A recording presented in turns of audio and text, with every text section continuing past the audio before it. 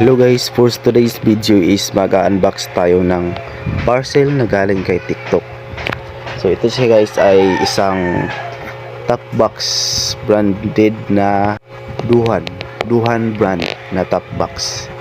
So ayan guys, bubuksan na natin para makita na naman natin yung laman nito. Kung gaano kaganda. Yan, so sobrang laki ng kanyang box guys. Sobrang nahihirapan ako sa pagdala nito sa bahay kasi pinipick up lang doon sa GNT kasi hindi madala dito ng rider kasi sa sobrang laki daw. Ayun guys, sinubaran natin guys. Malapit na natin makita yung laman. So ito siya guys ay nabili ko lang sa TikTok. In order ko siya ng 2,985. So ayun siya guys, may free shipping siya guys kasi sa live ako bumibili. Kapag may nagla-live doon ako bumibili kasi nakapag-discount ako. Yan guys, so ayun, so protective nito sa pag-delivery guys kasi napakaraming mga bubbles. Hindi siya basta-basta magbibiyak yan hanggang sa kilid guys. May bubbles din guys. Ayan ang yung top box guys. So, pa lang sa sulupin pero kitang kita na yung ganda. Yan, ito na yung top box guys na Duhan brand. Yan, ganito siya kaganda. So hard plastic nga pala ito guys, hindi ito alloy na top box. Yan, sobrang din ito guys, napakaligon guys. Ayan, bubuksan natin. Hindi pala natin alam kung paano siya buksan.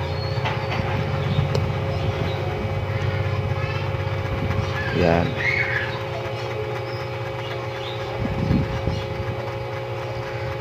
dahil sa bago pa lang tayo nagbubukas ng top box, so siyempre hindi pa natin alam kung paano siya bubuksan. Yan, ito yung sa loob ng top box guys. May zipper na pala siya guys at sa mga dalawang pocket na pwede yung paglagyan ng mga resibo, mga dyan, license, registro. Yan, okay, ito yung mga accessories niya guys sa loob. Saka yung sticker na ididikit natin sa gilid ng top box, yung sticker reflector.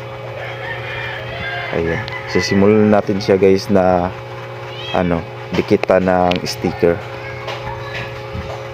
at saka yung sa guys, yan yung rubber na guys, yung foam rubber. Yan, para safe at masarap masarap sadigan sa sa ating back rider. Yan, sobrang excited na ako matapos guys.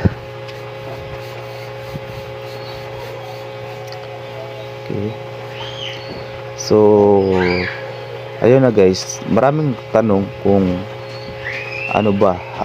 dapat ba itong iparehistro sa LTO itong top box. So ito guys is kapag mga top box na pwedeng tanggalin, yung mga removable top box, ay hindi na ito pwedeng iparehistro pa sa LTO kasi ina-allowed ito na pwede siyang dalhin anywhere. So maliit lang naman itong top box guys, is 45 liters. So isang helmet lang ang makasya dito. Pag dalawa kasing helmet na ang makasya, so sobrang laki na yung top box. So yun yung mga dapat ipa-rehistro sa LTO. And then yung mga grab riders, yung mga malalaki na talaga na bag, like sa mga LBC, yan, kailangan talaga yan ipa-rehistro sa sa LTO. Sa mga gusto bumili, wag bumili na kayo guys kasi okay siya dalhin. hindi tayo mahuli sa mga checkpoint, kasi allow itong dalhin.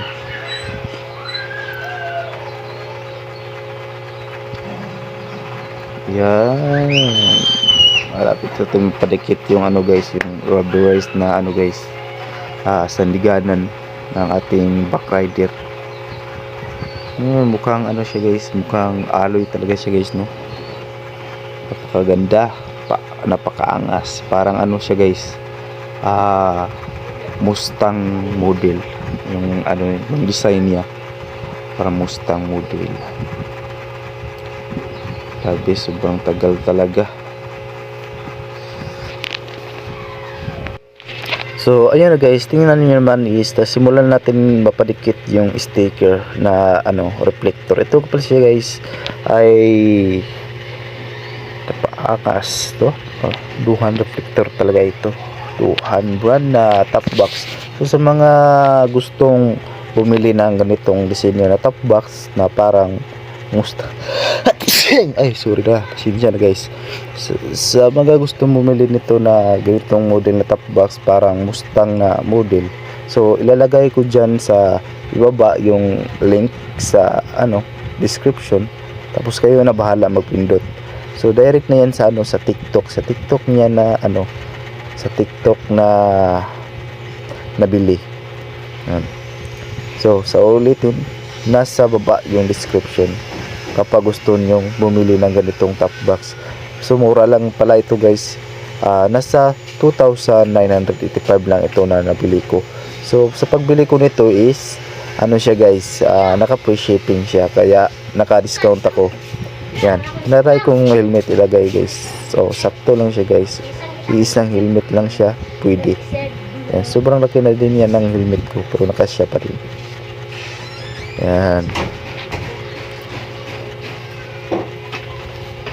diba, napakaganda niya guys.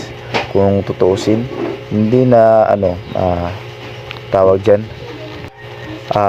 hindi ka na lugi sa ganitong design, no? Hindi ka na lugi sa pera mo, kasi ayan,